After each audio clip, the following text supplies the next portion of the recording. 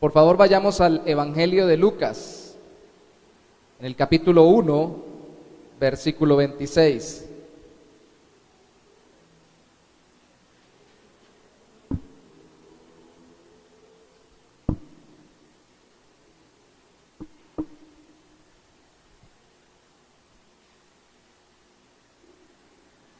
Lucas, capítulo 1, versículo 26. Si me permiten, voy a estar leyendo desde el versículo 26 hasta el 38. Y luego vamos a meditar en la palabra del Señor en esta sección. Lucas 1:26 dice así: al sexto mes, diferente, al sexto mes, el ángel Gabriel fue enviado por Dios a una ciudad de Galilea llamada Nazaret, a una virgen desposada con un varón que se llamaba José, de la casa de David, y el nombre de la virgen era María. Y entrando el ángel en donde ella estaba, dijo: salve muy favorecida, el Señor es contigo, bendita tú entre las mujeres. Verso 29. Mas ella, cuando le vio, se turbó por sus palabras, y pensando qué salutación sería esta, entonces el ángel le dijo: María, no temas, porque has hallado gracia delante de Dios, y ahora concebirás en tu vientre y darás a luz un hijo y llamarás su nombre Jesús. Este será grande y será llamado Hijo del Altísimo, y el Señor Dios le dará el trono de David su padre, y reinará sobre la casa de Jacob para siempre, y su reino no tendrá fin. Entonces María dijo al ángel: ¿cómo será esto? Pues no conozco varón. Respondiendo el ángel le dijo: el Espíritu Santo vendrá sobre ti, y el poder del Altísimo te cubrirá con su sombra, por lo cual también el santo ser que nacerá será llamado Hijo de Dios. Y aquí tu parienta Elisabet, ella también ha concebido hijo en su vejez, y este es el sexto mes para ella, la que llamaban estéril, porque nada hay imposible para Dios. Entonces María dijo: he aquí la sierva del Señor, hágase conmigo conforme a tu palabra. Y el ángel se fue de su presencia. Por favor, vamos a orar. Vamos a buscar al Señor en oración para pedirle que Él nos enfoque en su palabra y nos hable a través de ella. Señor, no hay palabras humanas que puedan ser de bendición para nosotros si no están basadas en tu palabra divina, y por muy buena que sea la exposición, nunca es igual que tu misma palabra. Necesitamos entender lo que tú nos muestras a través de ella en este día con respecto al anuncio del nacimiento de Jesús, y no solamente entender lo que sucedió en ese entonces, sino también lo que debe suceder ahora en nuestro corazón. Sí, ya tu Hijo nació, sí, ya nuestro Señor creció, vivió, murió, resucitó y está a tu diestra, Padre. Pero es cierto que nosotros necesitamos hoy ser transformados igualmente por esta maravillosa obra poderosa tuya a través de tu Hijo. Y es cierto, Santo Señor, que muchas veces dejamos de tener ese asombro que nos hace caminar cada día más conforme a tu voluntad. A veces estamos más asombrados por las cosas que nos suceden que por lo que tú hiciste. A veces estamos más a la expectativa de lo que otros van a hacer por nosotros que pendientes de lo que tú ya hiciste para darnos vida y vida en abundancia. Permítenos hoy gozarnos en este tiempo y durante estos fines de semana en ti y en tu obra de la encarnación de Cristo Jesús para salvarnos. Amén. A veces nosotros recordamos algunos embarazos o por lo menos las notificaciones, anuncios de que alguien está embarazado de una forma especial. Los padres deberíamos recordar de forma especial el embarazo de nuestros hijos, el anuncio del embarazo de nuestras parejas en el caso del hombre, o de las mismas mujeres en el caso de las señoras, de sus hijos. En el caso particular mío con mi esposa, pues el primero tuvo una especial connotación porque era el hijo mayor y teníamos una especial expectativa, porque incluso por un sentir de Dios, una convicción profunda, sabíamos que rápidamente ya iba a quedar embarazada. Y digo sabíamos porque así lo pensábamos y lo creíamos. Y sí, quedó. El segundo lo buscamos mucho después de el primero y de ciertas dificultades que tuvo mi esposa y que tuvimos juntos durante varios años, porque queríamos que crecieran los dos juntos. O sea que recordamos que cuando se nos anunció estábamos esperando ese embarazo. Es otra circunstancia especial, aunque lo esperábamos, pero era distinta. El tercero no lo esperábamos. Cuando nos anunciaron del tercero, lo primero que pensamos es qué nos van a decir las personas. De hecho, se nos vinieron todos engallada. Amigos, familiares, tienen 2 y ahora 3. No tienen otra cosa que hacer, lo del televisor y el control remoto y todo lo demás se lo mencionan a uno. Entonces, decidimos en ese entonces, fue una circunstancia especial cuando se nos anunció de nuestro hijo, decidimos juntos con mi esposa delante de Dios no prestar atención a lo que nos estaban diciendo y a lo que nos iban a decir y que nos dijeron de ahí en adelante, porque no queríamos afectar la obra de Dios, no porque la pudiéramos truncar, sino no queríamos renegar de lo que Dios nos había dado, un tercer hijo, a pesar de la dificultad que fue mucha. Ese fue el único de los 3 que nació ochomesino, y ustedes lo conocen, Gabriel, Eliezer David, Serijadiel y Gabriel son nuestros hijos.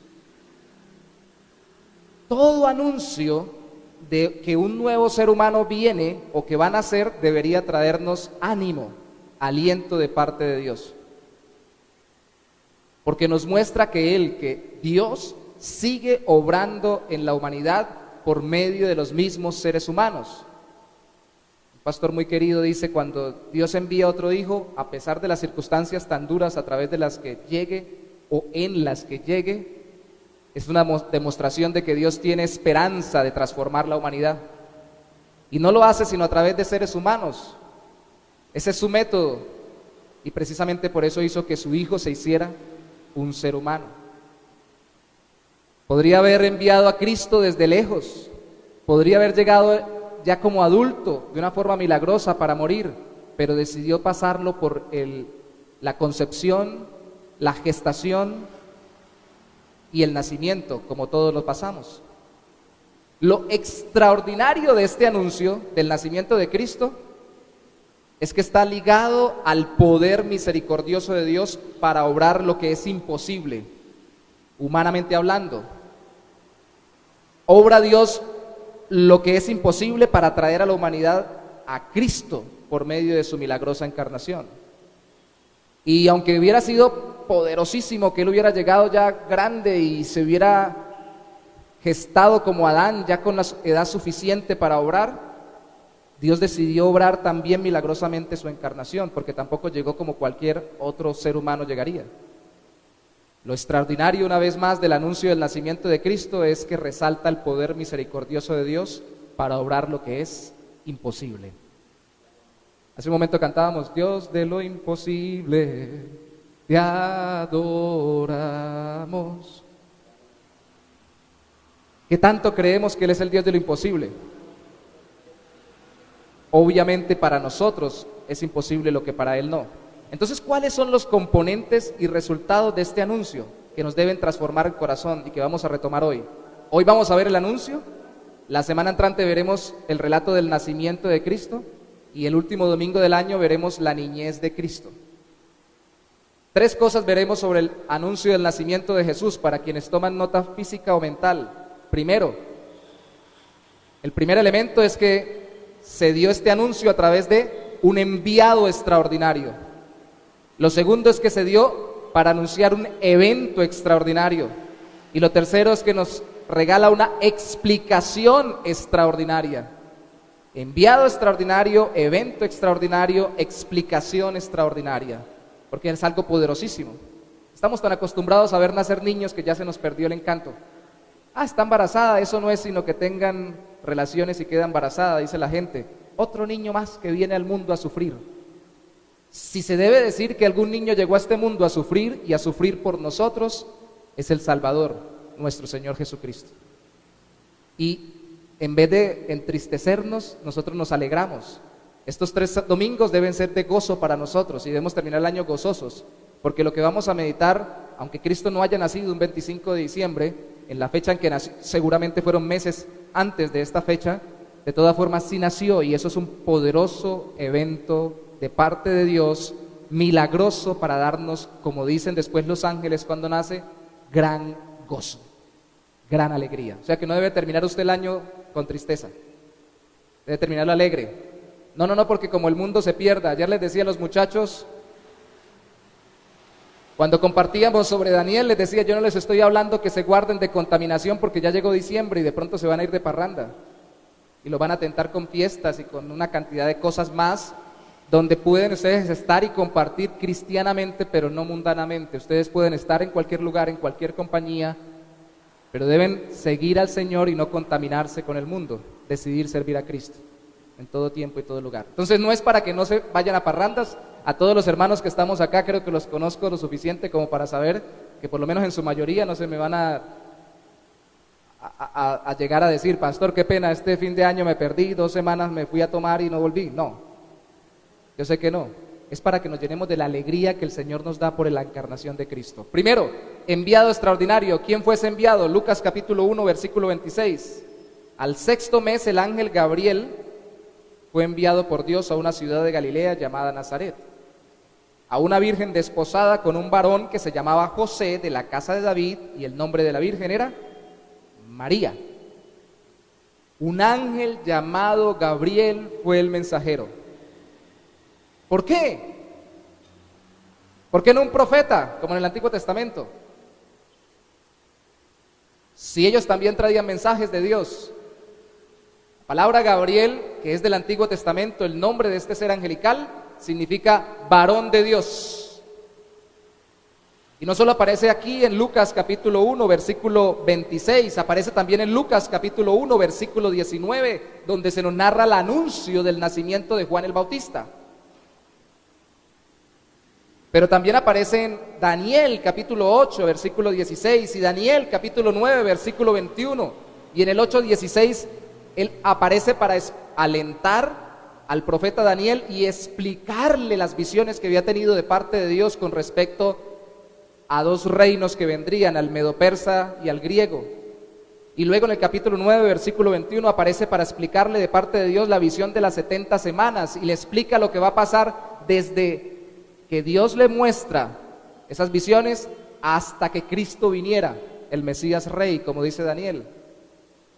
Entonces este hombre es un enviado extraordinario, un ser angelical comisionado por Dios para hablar de cómo el reino de Dios se iba instaurando en medio de la tierra. Y cuando Dios envía ángeles es para mostrar cómo está moviendo su reino a nivel de naciones o a nivel de personas. Y el que iba a nacer era el deseado de las naciones, el Rey de Reyes y Señor de Señores. Así que merecía que este, que es el del reino celestial, tuviera como mensajero al ángel Gabriel, porque se trataba del reino extraordinario de Dios en la tierra. Pero no llega una familia extraordinaria. ¿Qué tenía de extraordinario María? ¿Qué tenía de extraordinario José? Tendemos a supravalorar o a estimar demasiado a las personas, porque nuestro corazón, que tiende a valorar las obras y que quiere legalistamente que se nos justifique por obras, todavía nuestra naturaleza carnal tiende a mirar a las personas que Dios usó como merecedoras de que Dios las usara. ¿Qué había de extraordinario en José? Alguien podría decir, no era muy buen carpintero, por eso Dios lo escogió. ¿Qué había de extraordinario en María? Era virgen. ¿No había más vírgenes en ese lugar? ¿Qué significa virgen? Hoy en día nuestro contexto es persona o mujer que colocan en un retrato o en una imagen para poder venerarla y que interceda ante ella, la que está en la imagen, ante Jesús o ante Dios Padre. Así es como se conoce nuestro contexto, que tradicionalmente y culturalmente ha sido más influenciado por el catolicismo romano. Pero en ese tiempo decir virgen significaba eso. No, mujer que ella misma lo dice, que no ha conocido varón. ¿Qué quiere decir? Que no ha tenido relaciones sexuales. El asunto es que a ella se le dice en el saludo del ángel, mírelo por favor conmigo allí en el capítulo 1, entrando el ángel, el versículo 28, en donde ella estaba, dijo, salve muy favorecida, el Señor es contigo, bendita tú entre las mujeres. Y ahí es donde se toma el Dios te salve María. Y se dice no muy favorecida, sino que los que lo rezan dicen, llena eres de gracia, tomando la versión latina o de la Vulgata latina que le dio esta traducción. Pero me gusta la versión muy favorecida de la Reina Valera, que es muy parecida a las demás versiones bíblicas y no a la traducción de la Vulgata al latín, porque cuando se dice llena de gracia tendremos a pensar que ella es la que tiene la gracia que atrae que Dios la mire. Como cuando decimos que nosotros estamos llenos de la gracia del Señor, pensamos que es que nosotros tenemos un atributo que atrae que Dios nos conteste. Pero aquí lo que se le está diciendo, la gracia que tú tienes o de la cual estás siendo llena, es que Dios te ha mirado favorecidamente, Dios te ha favorecido. Es el favor de Dios que te llena, que te sustenta, que te suple. Favorecida extraordinariamente. Entonces llegó este ángel extraordinario, un mensajero extraordinario a una familia ordinaria. Y déjeme decirle algo, los historiadores han dicho, muchos todavía lo recuerdan, que muy seguramente por la profecía de las 70 semanas de Daniel, en el capítulo 9 de este libro del Antiguo Testamento, en esta época habrían muchas vírgenes, conectándolo lógicamente con la profecía de Isaías sobre que la Virgen concebiría, mujeres esperando a que ellas fueran las receptoras del Mesías Salvador. O sea que era parte de una cultura, era parte de una época, de un contexto ordinario y común. ¿Y cuál fue el efecto sobre ella de este saludo y al ver a este enviado? Dice versículo 29, mas ella cuando le vio, se turbó por sus palabras y pensaba qué salutación sería esta. A ella le produjo conmoción. La palabra se turbó también se utiliza para Zacarías, el papá de Juan el Bautista, cuando el mismo ángel le anunció que su esposa, que era estéril, concebiría. En Lucas capítulo 1, versículo 12. Y esta palabra significa se estremeció con temblor o se conmocionó hasta el punto físico. Mi pregunta es, ¿a usted le conmueve realmente saber que Dios se hizo hombre? Como dice Juan capítulo 1 versículo 14, el verbo se hizo carne y habitó entre nosotros. ¿O le conmueve más cualquier otra cosa? Aquello que valoramos es lo que más nos conmueve, y aquello en lo que meditamos es lo que termina moviéndonos las fibras del corazón. Si no lo meditamos, no lo valoramos. Si no lo valoramos, no nos conmueve, y si no nos conmueve, no nos transforma. Y nos conmueven muchas cosas. A muchos yo he visto que ni siquiera les conmueve ver un niño recién nacido. Ah, sí, otro niño, como lo dije hace un rato. Ah, otro bebé, otro niñito feo que nació. Algunos nos conmueve, qué lindo. Tenemos un himno bautista que dice que es tierno tocar el rostro, que es hermoso tocar el rostro de un tierno niño recién nacido. Porque es hermoso sentir esa tersura y sentir ese cariño por un ser tan pequeñito que Dios ha enviado al mundo. pero aún más deberíamos sentir la del Salvador, porque Él es el Hijo de Dios que se hizo hombre, y esas manos pequeñitas y ese rostro delicadito iba a ser ensangrentado, iba a ser traspasado en sus manos por nuestros pecados. Así que deberíamos conmovernos al saber esto. Ella se conmovió y dice que por el saludo, y esto nos lleva no solo que es un enviado extraordinario en este anuncio del nacimiento de Cristo, sino que lo que anuncia es un evento extraordinario.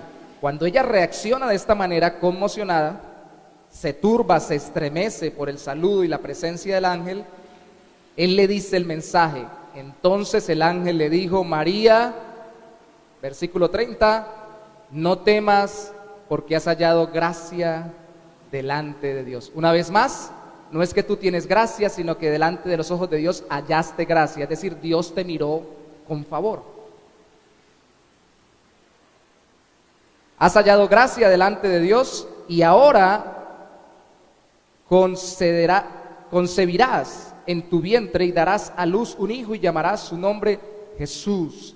Por la gracia de Dios recibiría María en su vientre al Salvador. No debía temer, porque Jesús salvaría a su pueblo de sus pecados, como dice Mateo capítulo 1, versículo 21. ¿Salvaría también a María? ¿O salvaría a todos menos a María? Eso suena como un trabalenguas. ¿Salvaría a María o no la salvaría? ¿O solo salvaría a los que no fueran María?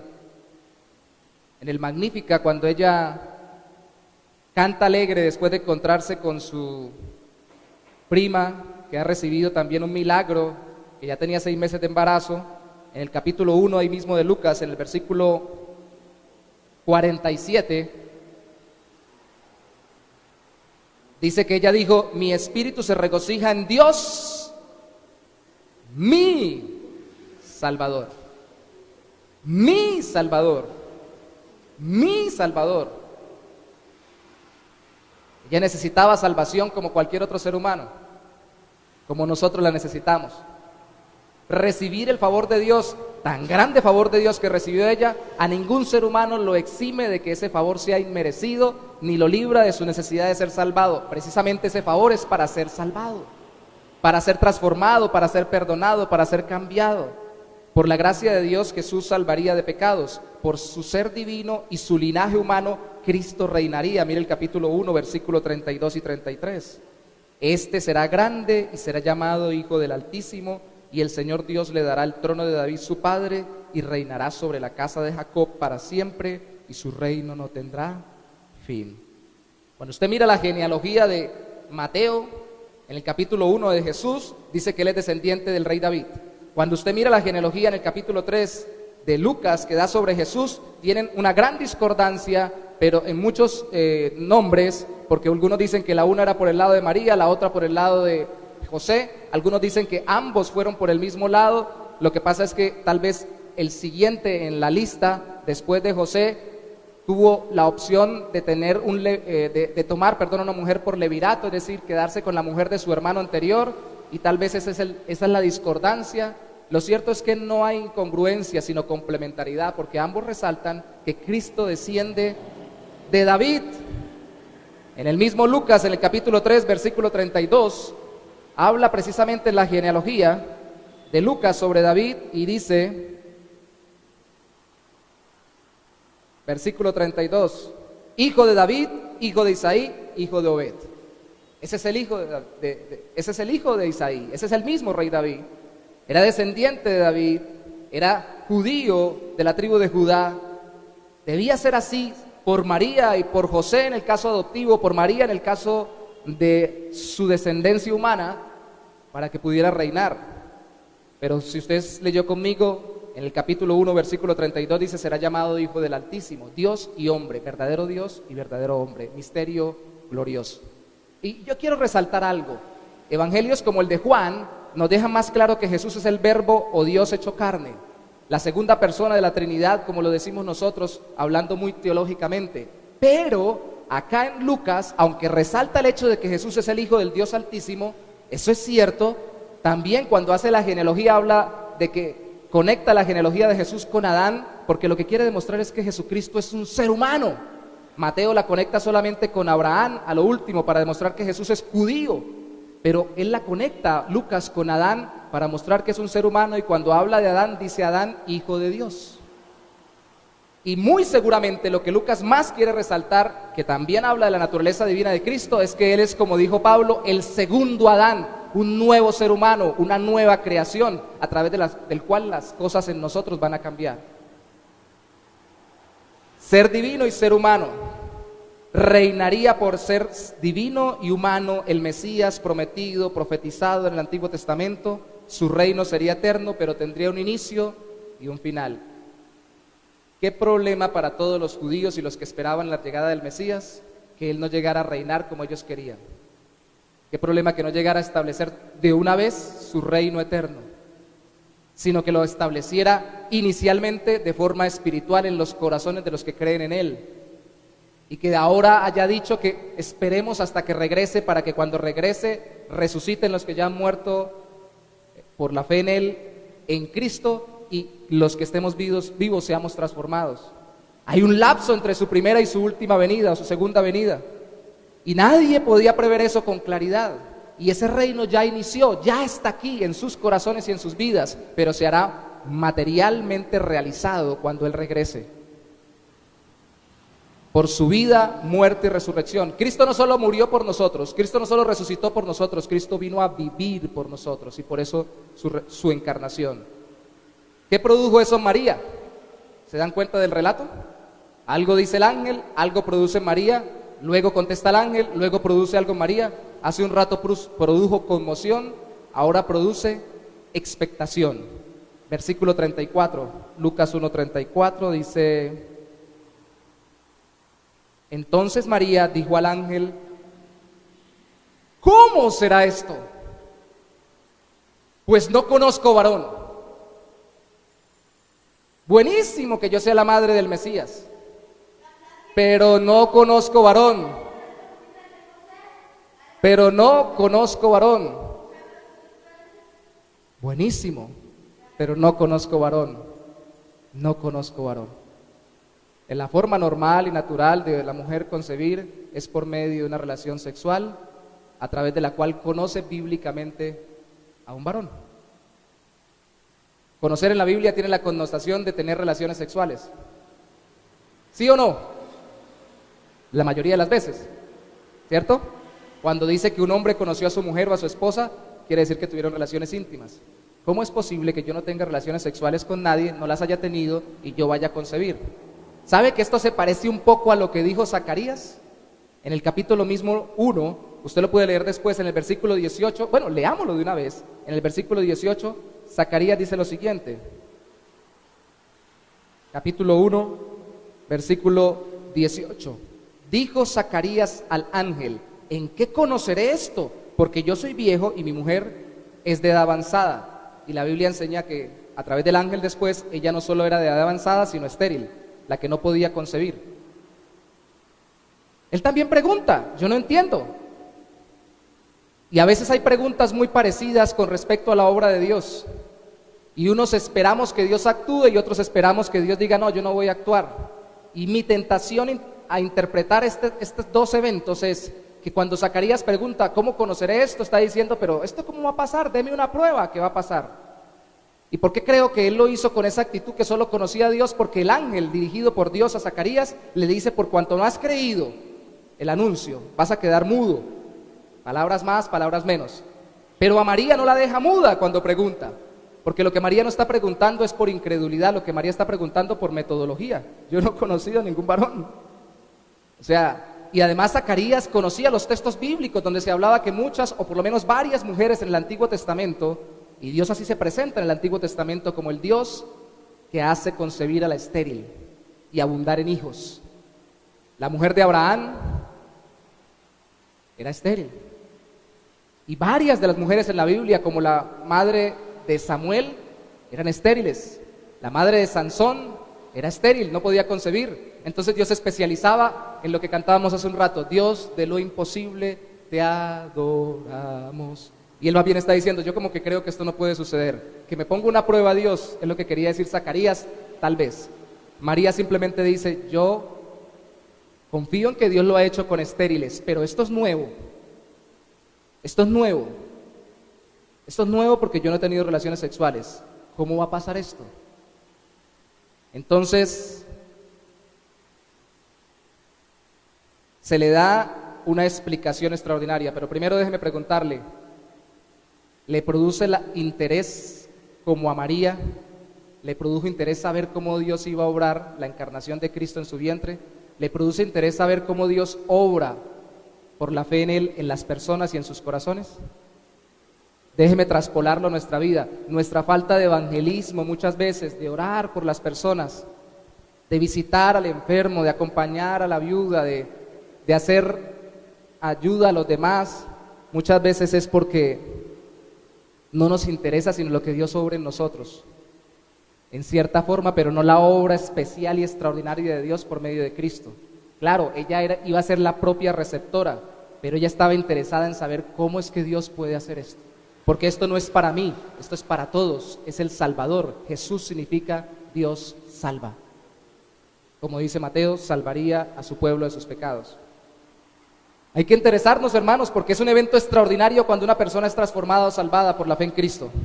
Y hay que tener expectación, expectativa cuando el Señor nos mueve a confiar en que Él va a hacer algo bueno, algo nuevo, algo glorioso, algo maravilloso en aquellos que les compartimos el Evangelio, incluso cuando ni siquiera les hablamos, solamente cuando los acompañamos y vivimos con ellos y oramos por ellos. Debemos estar pendientes, expectantes de lo bueno que va a hacer Dios por la fe en Cristo en nuestras vidas y no estar muchas veces como Zacarías, expectando o a la expectativa de cuál es el obstáculo para que Dios cumpla lo que ha dicho en nuestras vidas y en la de otros. En eso es ejemplo María, como muchos hombres y mujeres de Dios en la Biblia.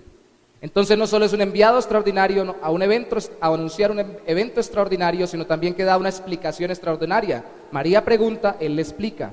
Versículo 35, respondiendo el ángel le dijo: el Espíritu Santo vendrá sobre ti y el poder del Altísimo te cubrirá con su sombra, por lo cual también el santo ser que nacerá será llamado Hijo de Dios. ¿Qué tal la explicación? ¿Cómo hubieran quedado ustedes en el lugar de María? Repito, la explicación del ángel es la siguiente: el Espíritu Santo vendrá sobre ti y el poder del Altísimo te cubrirá con su sombra, por lo cual también el santo ser que nacerá será llamado Hijo de Dios. ¿Qué tal la explicación? Si hubiera venido en esta época y hubiera sucedido eso y María viviera en nuestra época, le hubiéramos dicho: bueno, Señor, yo conozco inseminación artificial, yo conozco úteros compartidos o alquiler de úteros, yo conozco bebés probetas, yo conozco una cantidad de procedimientos, pero esto no lo conozco. ¿Cómo así que la sombra? ¿Cómo así que el poder del Espíritu de Dios? ¿Por qué le habla a Dios así? A través del ángel, obviamente, le manda ese mensaje a María. Porque ella era joven, era humilde, era virgen, pero era seguramente una fiel judía que conocía la Biblia, la ley, el Génesis, y por eso se le habla de esa manera. ¿A qué le recuerda a usted eso de que el Espíritu Santo vendrá sobre ti y el poder del Altísimo te cubrirá con su sombra? Nos recuerda a Génesis capítulo 1, versículo 2, cuando dice que el Espíritu de Dios aleteaba sobre la faz de las aguas, cuando se estaba creando todo. Y su sombra cubría todo, como la sombra de un ave se refleja sobre el agua y como la sombra del ave que va a empollar o que va a traer los huevos o que va a traer vida a través de ella. Dios utiliza las figuras para ellos conocidas de su época, pero la ubica en el poder creador de Él mismo desde el Génesis, para mostrarle que la obra de la creación física, no de su ser divino, sino de su humanidad y de su ser físico, el de Cristo, iba a ser sobrenatural como fue sobrenatural la creación en Génesis. Aquí viene una pregunta: ¿ustedes creen que Dios creó el universo? ¿Sí lo hizo o no lo hizo? Porque entonces el problema es que si no creemos que Dios creó el universo, entonces tampoco podemos creer que Dios trajo a su Hijo y lo creó en una mujer que tenía un vientre virginal. Y por eso a veces nuestro corazón no está a la expectativa de lo que Dios puede hacer en nuestra vida, como lo estaba María. Y cuando se nos explica, dudamos del poder de Dios, porque esta explicación nos muestra que es el poder de Dios a través del Espíritu Santo que engendraría a Cristo, así como lo hizo en la creación. y que por el milagro que había obrado en Elizabeth, María podía confiar en que Dios también lo haría en ella. Versículo 36. Y he aquí tu parienta Elizabeth, ella también ha concebido en su vejez, y este es el 6º mes para ella, la que llamaban estéril. Porque nada hay imposible para Dios. ¿Y se acuerdan que les decía que seguramente lo que quería era una prueba Zacarías? Y a él no se le dio, sino que simplemente le dijo: quedarás mudo. Pues a María, que no pidió pruebas, sino que pidió explicaciones, le dieron la explicación y le dieron una prueba. Entonces, ve y mira a tu parienta Elizabeth, que ha concebido y ya tiene el 6º mes de embarazo siendo estéril. Alguna vez les comenté, permítame hacerlo de nuevo para ilustrarles, que cuando estábamos en San Antonio, una hermana dijo alguna vez: pastor, oremos para que alguien se muera, y cuando ya esté muerto, oremos por él para que resucite y verá cómo se nos llena la iglesia. Y así esto va a echar para adelante. Hermano, pueden morirse 500 y que Dios nos use para levantar a esos 500, como los 500 que vieron a Cristo resucitado. Si no obra el Espíritu de Dios el milagro de la transformación del corazón, la gente puede ver las cosas y no va a confiar.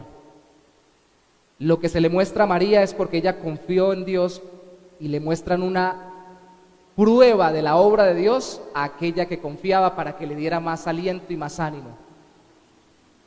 No para quitarle la incredulidad, porque milagros vieron con Moisés, milagros vieron con Elías y Eliseo.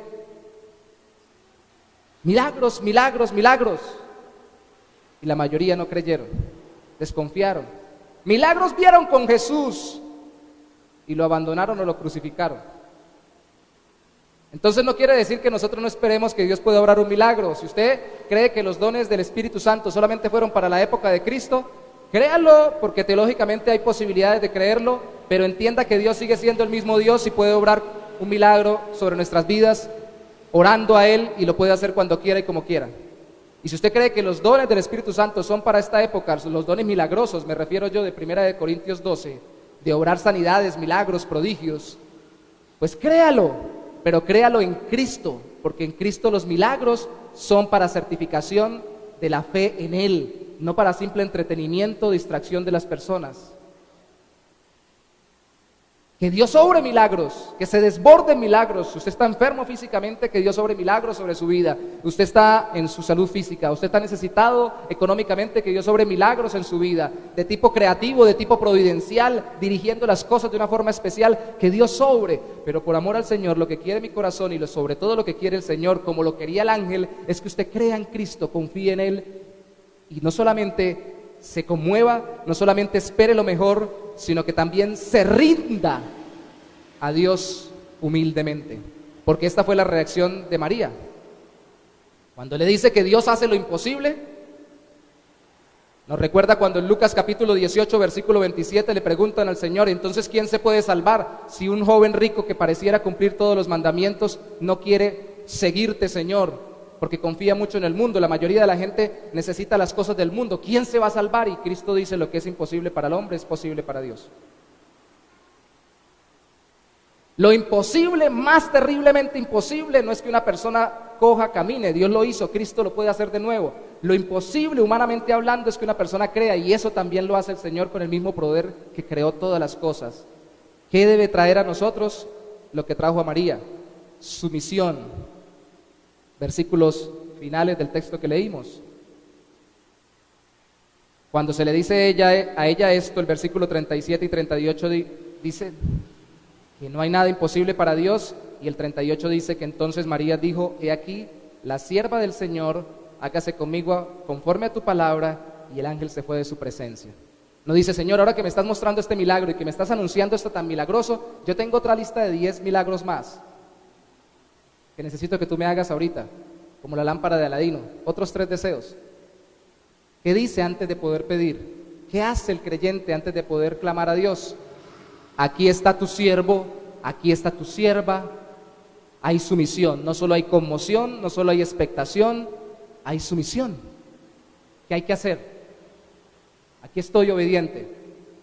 Y no lo hace tristemente: ay, me toca quedar embarazada de este muchacho que es el Hijo de Dios, quién sabe qué problemas me traerá.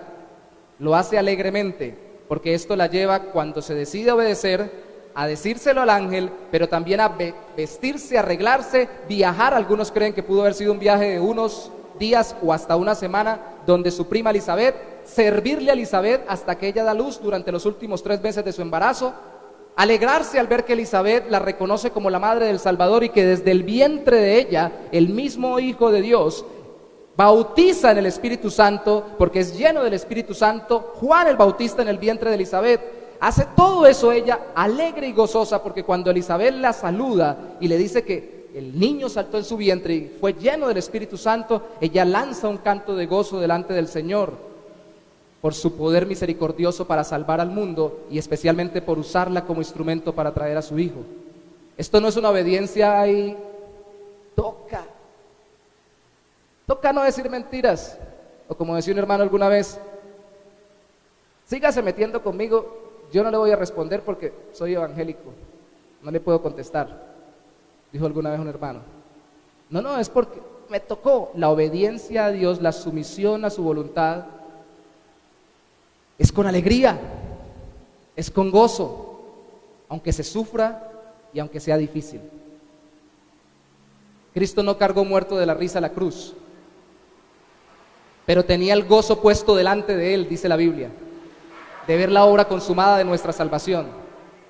Alégrese por la recompensa de Dios sobre su vida, con más de su presencia, de su gracia, de su misericordia, con mejor comunión, con más gozo de la salvación, como dice la Biblia, viendo la obra que Dios está haciendo en usted, en otros, a pesar de las circunstancias que esté pasando. Este fin de año mucha gente está pasando muy duras circunstancias, y no sé qué duras circunstancias esté pasando usted. Y se le dice, alégrese que Jesús nació en un pesebre. Yo necesito para la luz, o para el transporte, para la comida. Sí, nació, y ahora ¿qué hago con lo que necesito? Alégrese porque en medio de todo eso, a María no se le dice allí que se le aseguró una vida fácil y llena de riquezas. Lo veremos luego, quedaron en un nivel estrato bajo. Nos daremos cuenta después por la ofrenda que entregaron cuando circuncidaron al niño, a Jesús. El gozo de la salvación la alegró y la llenó de fortaleza para servir a Dios. ¿Le hace rendirse alegremente a Dios la obra salvadora de Cristo? ¿O le hace hacerlo a regañadientes? El anuncio del nacimiento de Cristo produjo en María la conmoción, la expectación y la sumisión que debería producir hoy en usted el Evangelio de Jesucristo. Déjeme terminar con una ilustración antes de decir las últimas frases. Cuando estaba pequeño, mi papá ya me llevaba al estadio del doblemente glorioso Cúcuta Deportivo, que ya no existe, lo acabaron. Y mi papá llevaba un radiecito, y mi tía llevaba radiecitos, y llevaban unas almohadillitas para sentarse uno en el duro cemento de las bancas del estadio. ¿Y a que no adivinan ustedes qué pasaba con el radiecito y las almohadillas cuando el Cúcuta hacía un gol? ¡Volaban! ¡Gol! Por ahí alguien bajaba la cabeza porque de pronto le caía. Almohadillas volaban, radios volaban, gente saltaba, todo mundo gritaba ¡gol! Y usted que es colombiano como yo también lo sabe. Está viendo un partido de la selección Colombia y dice ¡gol! ¡Gol! Y cuando uno a veces es más serio dice ¡gol! Todo alegre. O le dice al otro ¿vio el gol? Porque quiere compartir la alegría. Este fue el golazo que le metió Dios al reino de las tinieblas.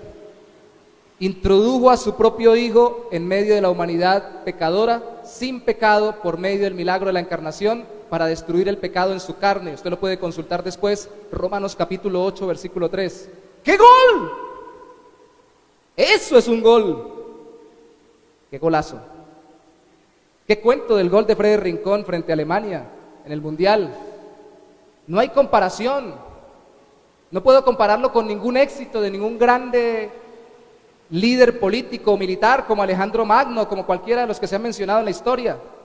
Todos ellos hicieron cosas grandísimas y valiosísimas, pero este vino Y ese es el anuncio del ángel por medio de la humilde encarnación en un ser humano, o haciéndose ser humano en una virgen muy sencilla, para darnos la victoria más grande de todas las victorias. Deberíamos meditar mucho más esto para querer brincar de alegría cuando estamos en medio de tristezas, o en medio de dificultades, en medio de adversidades. Eso sí es un golazo. Por ello confíe en Dios, o más bien confíele a Dios todo en oración, porque Dios es el que hizo lo imposible para salvarlo y está haciendo lo imposible en su vida, que usted era imposible de que hiciera, transformar su corazón para llevarlo hasta la gloria, y lo ha asegurado en Cristo. Lo está haciendo y lo seguirá haciendo. El que inició la buena obra la llevará hasta el fin. El que inició la buena obra en usted. Es por eso que cuando a Cristo le preguntaron en Mateo 17:20, en Mateo 17, Señor, ¿por qué estos demonios no nos hicieron caso a nosotros y a ti sí? Él les dijo, porque si tuvieras fe como un grano de mostaza, le dirías a este monte, quítate, y se movería. Y podrías hacer lo que es imposible. Nosotros en nuestra humanidad, no, porque después dice, este género con oración y ayuno solamente salen. Algunas versiones más modernas omiten la palabra ayuno con oración. ¿Para qué cree que Dios quiere que oremos? ¿Y por qué oramos? Porque confiamos que Dios puede hacer lo que nosotros no podemos hacer. Si usted creyó que el ángel anunció algo que realmente era imposible, pero que Dios lo hacía posible, y de hecho lo hizo al punto de que ese ser humano se encarnó, vivió y murió por nosotros y resucitó al tercer día, puede orar con alegría, puede orar con gozo y puede buscar que Dios lo transforme y le cambie las circunstancias y compartir el evangelio aún en medio de la más grande dificultad, porque Dios es poderoso para hacerlo en su vida. ¿Por qué le plació que lo hiciera a través de nuestra oración? Porque a Él le encanta que la gente diga, como María, ¿cómo será esto? Y en oración diga, bueno, Señor, yo sé que tengo tantas dificultades y que no veo salida. Señor, no sé cómo lo va a hacer, pero aquí está su humilde siervo, me rindo ante usted. Obre en mí conforme a su palabra. Guíeme en medio de mi ceguera, diríjame en medio de mi incapacidad, fortalézcame en medio de mi debilidad y glorifíquese aún más en mí, porque usted es el Dios de lo imposible. Amén. ¿Qué tal si nos ponemos sobre nuestros pies un momento antes de finalizar con unos anuncios y una oración? Vamos a orar primero, dándole gracias a Dios. Señor, te damos gracias por ser Dios verdadero,